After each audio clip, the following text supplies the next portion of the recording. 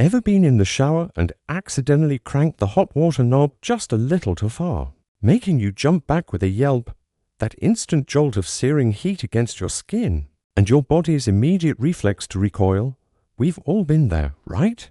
But have you ever, in a slightly morbid and maybe even a little dumb way, wondered what would really happen if you didn't just touch it, but actually jumped right into a pot of violently boiling water? Sounds crazy, maybe a little gruesome, but I bet that thought has crossed someone's mind somewhere, sometime. Would you just vaporize like in a cartoon? Or is the outcome far, far worse? To answer this question scientifically and without beating around the bush, you would suffer extremely severe burns instantly, and the chances of survival are incredibly low. Boiling water at standard atmospheric pressure is to 112 degrees Fahrenheit. 100 degrees Celsius. Our normal body temperature, on the other hand, is about 98.6 degrees Fahrenheit, 37 degrees Celsius. This massive temperature difference is the key to the disaster. When your skin comes into direct contact with water at such a high temperature, skin cells are damaged almost immediately. The proteins in your cells and tissues will rapidly denature. Think of it like what happens when the protein in an egg white solidifies as you boil it. This process happens in mere seconds, destroying not just the epidermis, the outer layer of skin, but also the dermis and deeper underlying tissues, even muscle and bone. This is classified as third-degree or even fourth-degree burns, which are the most severe types. The pain would be excruciating and almost instantaneous. Your nervous system would send overwhelming pain signals to your brain.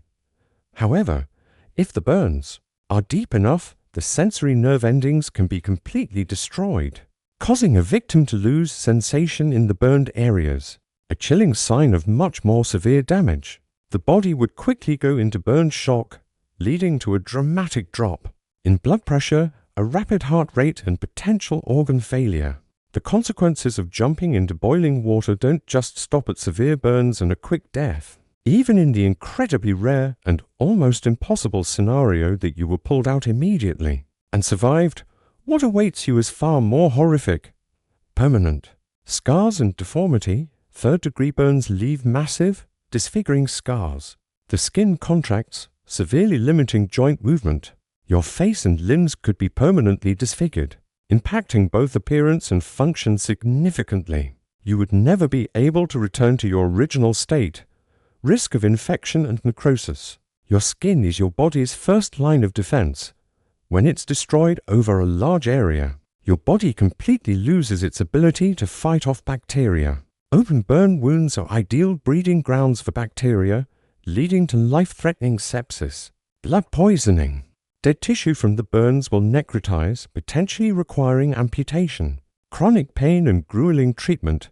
Treating severe burns requires multiple skin grafts, incredibly painful surgeries, and a recovery process that lasts for months, even years.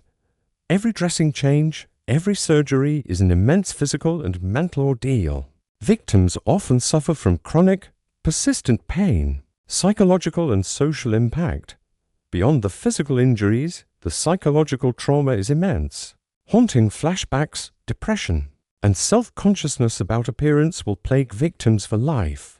Reintegrating into society can become incredibly challenging. In short, jumping into boiling water isn't a simple death, it's a horrific experience. A tortuous ordeal both physically and mentally for anyone foolish enough to attempt it. So, if extreme heat causes such devastating destruction, what happens if we're exposed to extreme cold, like if you jumped into a pool of liquid nitrogen?